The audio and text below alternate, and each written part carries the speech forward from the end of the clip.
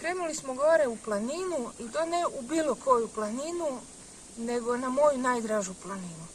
I došli smo ovdje do bukve i sad čujemo udaljenu grmljavinu kako nam se približava i razmišljamo da idemo riskirati, da idemo gore ili da odustanemo pa da dođemo drugi put.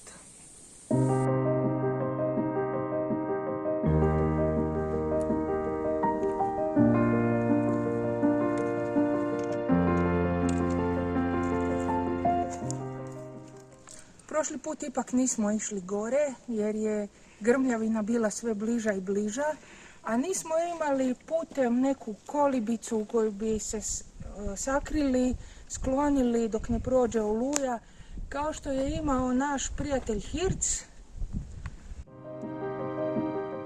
Tako strašna vrha nema valjda nigdje u domovini. Najviše pećine zaokružile mu se u promjeru 2 do 300 metara, a 2 puta se tako duboko išupljile. U utrobu Ponikve padaju skoro osobno, stvarajući stijene gole, golcate, strašno rastrgane i rasklimane. Iako nije najviše u Hrvatskoj, pa čak ni u Primorsko-goranskoj županiji, vrh na koji idemo zasigurno je jedan od najljepših. Ovdje se na relativno malom prostoru susreću iznimne prirodne ljepote. Zato je 1953. godine čitav masiv proglašen nacionalnim parkom. 1997. park je proširen kako bi se u područje zaštite uključio izvor Kupe i obližnji Snježnik. Naravno, riječ je o risnjaku.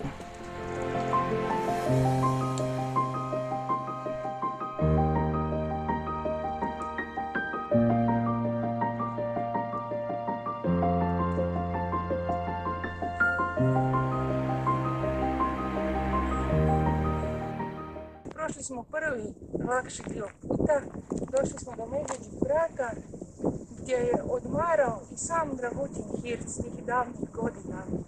A o ovom mjestu piše: Medvedova vrata stvaraju horizontalne stijene 8 do 10 metara duge, 2 metra visoke, kuda prolaze medvjedi, ali i ljudi s kolima. Od ovdje vodi kolnik na Jelenje, a staza nizbrdice prema Suhoj Ričini. Uspon se od Medvjeđih vrata nastavlja najprije blago, a onda strmo. Teško je i zamisliti koliko je ljudi prošlo ovom stazom, uživajući u tišini, prirodi i laganom naporu koji prati svaki važniji podvig.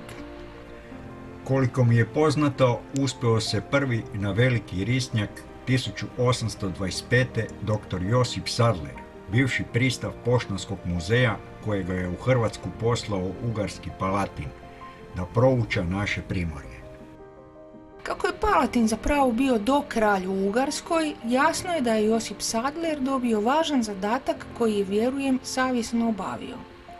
Od hrvatskih se botaničara prvi na risnjak popeo Ljudevit Vukotinović i to 2 godine prije Hirca, a 52 nakon prvog uspona. U svome izvještaju naveo je bogatstvo flore koje je ovdje zatekao. A sam Dragutin Hirc na risnjak se je popeo 3 puta. 5.8.1879, zatim 11.8.1879 i još jednom 30.11.1885. Prema vlastitom priznanju, najljepši mu je uspon bio baš onaj prvi, 5.8.1879. Taj dan uraniše čabranci, te nas pretekoše i dok smo se uspeli, već se tu pjevalo i nazdravljalo. Malo po malo zahvati smo i mi glavicu, a kad se je pojavio upokojeni starina Šloser, pozdraviše ga sa gromkim živio i slava.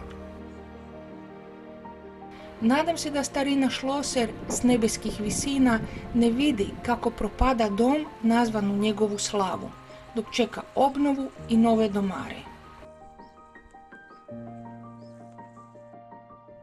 Zacijelo se u ovih 200 godina od prvog uspona, odnosno u 144 od svjedočenja našeg davnog prijatelja Dragutina Hirca, mnogo toga promijenilo. Ipak, ostala je livada puna cvijeća. Od livade na kojoj počivasmo proteglo se pod tjemenicu velikog krisnjaka, alpinskom travom zaraslo sedlo, sa obih strana zarubljeno stijenama. To je botaničaru njegova bašća, tu je njegov Eldorado, ali i svakom kojega zanima ljepota prirode. A i pogled s vrha i dalje nadahnuje. Zapadno gledaš Istriju, cijelu Učku goru s velikom Učkom, vidiš drevni grad Kastaf, Veprinac, Volosko, Opatiju, Iku i Lovran. Čim su kuće dalje, tim su niže, dok se ne snize poput drvenih kućica s kojima se igraju djeca.